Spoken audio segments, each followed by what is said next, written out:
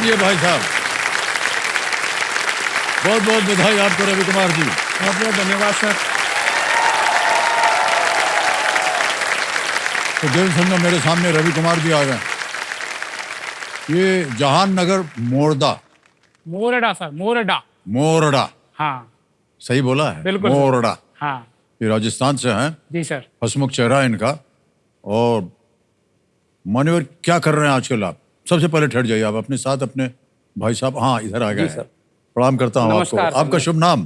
Khushiram Bairwa sir. अच्छा जी, रवि कुमार जी, हम पूछ रहे थे कि आजकल आप कर क्या रहे हैं? सर मैं राजस्थान के एक छोटे से गांव जहानगर मोरडा से बिलोंग करता हूं, परंतु वर्तमान में मैं रेलवे में एक सहायक के पद पर सिग्नल और संकेत और दूरसंचार विभाग में कार्यरत हूं। जैसे अपने सिग्नल वगैरह होते हैं तो उनकी देखभाल करना, जैसे ट्रैक फेल हो जाता है, कई बार गाड़ियां गिर जाती है सर, एक छोटी सी गलती से बहुत बड़ी दुर्घटना हो जाती है। जी हाँ, जी हाँ। ऐसा ना हो, भविष्य में ऐसा ना हो, उस चीज़ के लिए हम 24 घंटे दिन रात उस चीज़ के लिए तत्पर रहते हैं, जिससे कि आने जाने में किसी भी यात्री को कोई समस्या पैदा नहीं हो।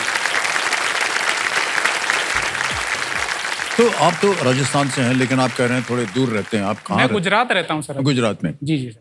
तो राजस्थान में जब भी आप जाते होंगे तो वहाँ तो काफी पानी की कमी वगैरह होती है क्या? हमारे उधर सर पानी की कमी इतनी है कि हमें पीने के तक का पानी खरीदना पड़ता है सर। सबसे बड़ी समस्या पानी की है जी।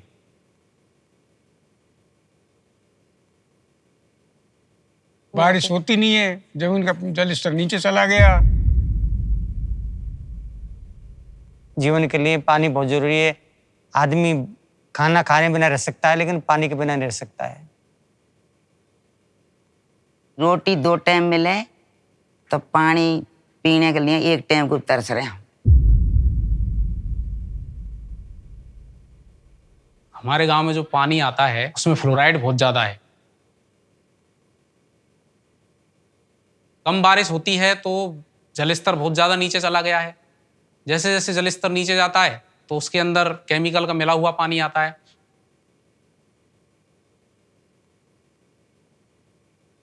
अगर पानी शाम को रखें तो बर्तनों में फ्लोराइड नीचे जम जाता है, तो उसको आदमी पी नहीं सकता। अगर हम ये 5-6 महीने लगातार पानी पी लें तो बीमारी से ग्रस्त हो जाएगा सर।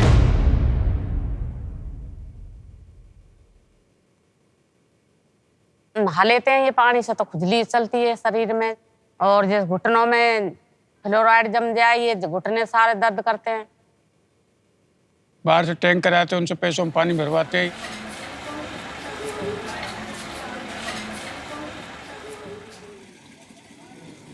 टैंकर आता है 800 रुपये करीब 10 दिन में खर्च हो जाते हैं, तो महीने में हमको 2500 रुपये खर्च करने पड़ते हैं।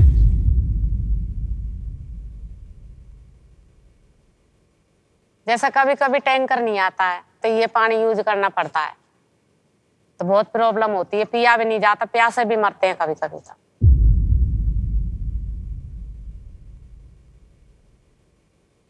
तो 20 साल से बारिश नहीं हुई और अब थोड़ा अच्छा पानी हो जाएगा तो हमारा घर भी खिल उठेगा, हमारा गांव भी खिल उठेगा।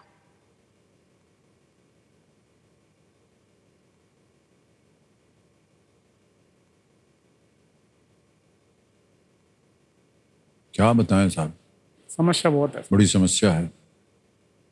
चलिए, हम उम्मीद करते हैं आने वाले सालों में या दिनों में। सर आप बोल दो वहाँ के क्षेत्र के कुछ काम कर देंगे तो,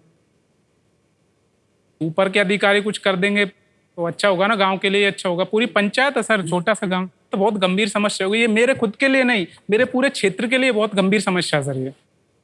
तो हमारे बोलने से कुछ नहीं होगा, हमारा कार्यक्रम देख रहे होंगे ना, वो देखें, देखते तो हैं वो ना सर, समझ जाएंगे। बिल्कुल सर। लेकिन आप एक बार आग्रह कर दोगे या फिर उनसे आदेश दे दोगे तो भी काम हो जाएगा। तो हम इतना अधिकार नहीं हमारे पास। नहीं सर, क्या लेकिन बात हम कर तो रहे हैं। यही चाहेंगे कि जो भी समस्या है उसका समाधान जल्दी से जल्दी जी सर। हो सके। और 12वां प्रश्न, 12,50,000 रुपए। रवि कुमार जी, आपके स्क्रीन के ऊपर ये रहा।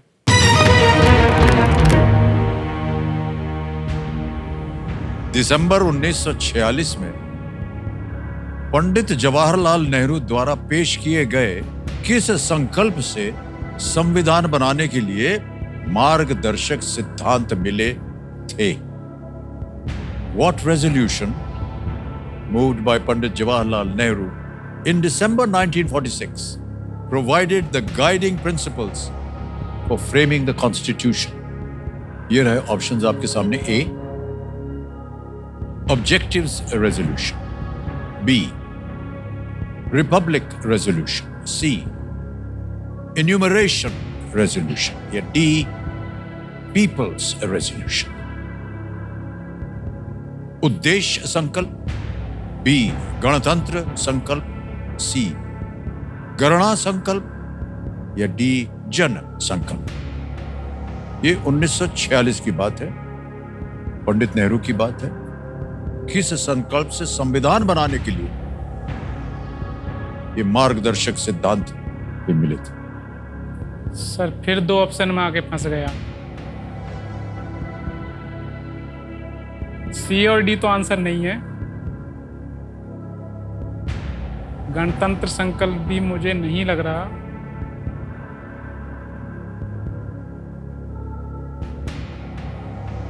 उद्देश्य सिद्धांत प्रस्तावना में जो डाला था उन्होंने, उद्देश्य का जो है,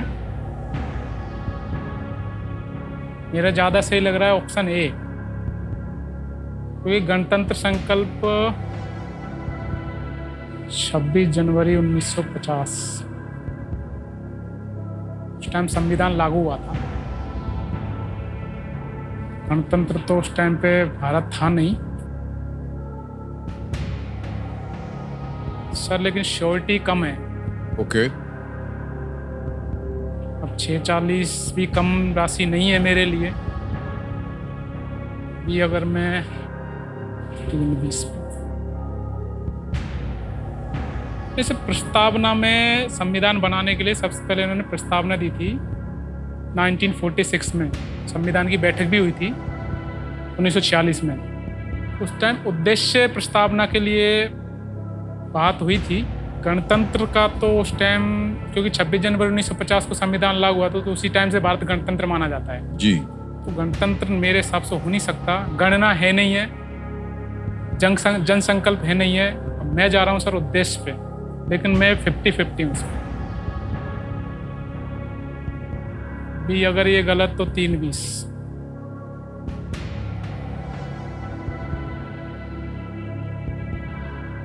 क्या करूं? हमसे पूछ रहे हैं, उत्तर बताइए. भाई साहब, हमको भी इसका उत्तर नहीं मालूम. ये 12 लाख का प्रश्न है. कभी न सुने हैं न देखे हैं इसको. नहीं, मैंने सुना है सर. आप हमसे ज्यादा विद्वान हैं. नहीं सर. नहीं, सही बोल रहा हूं मैं नहीं. आपसे. ऐसे ऐसे प्रश्नों का उत्तर दिया है, हमको तो कभी यकीन ही नहीं हो रहा था. उद्देश्य संकल्पना. Sir please lock option A, उद्देश्य संकल्प. बहुत सोच समझ के बाद कंप्यूटर महाशय ये कह रहे हैं ए, उद्देश्य संकल्प, ऑब्जेक्टिव्स रेजोल्यूशन. ए पे ताला लगाया जाए.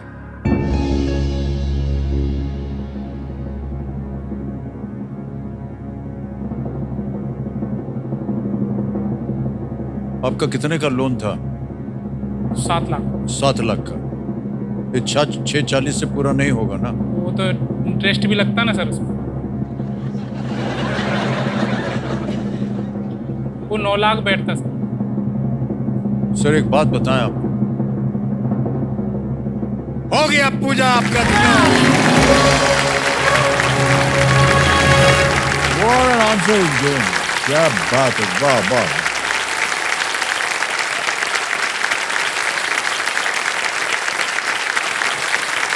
तो जनता आपका सम्मान कर रही है. तो समझ रही है कि आपने कितने कठिन प्रश्न का उत्तर दिया है. बहुत बहुत बधाई आप. पंडित जवाहरलाल नेहरू ने 13 दिसंबर 1946 को उद्देश्य संकल्प पेश किया था, जिसे जनवरी 1947 में पारित किया गया. संविधान की प्रस्तावना में लिखा था, भारत को एक सॉवरन, स्वतंत्र गणराज्य बनाने के संकल्प.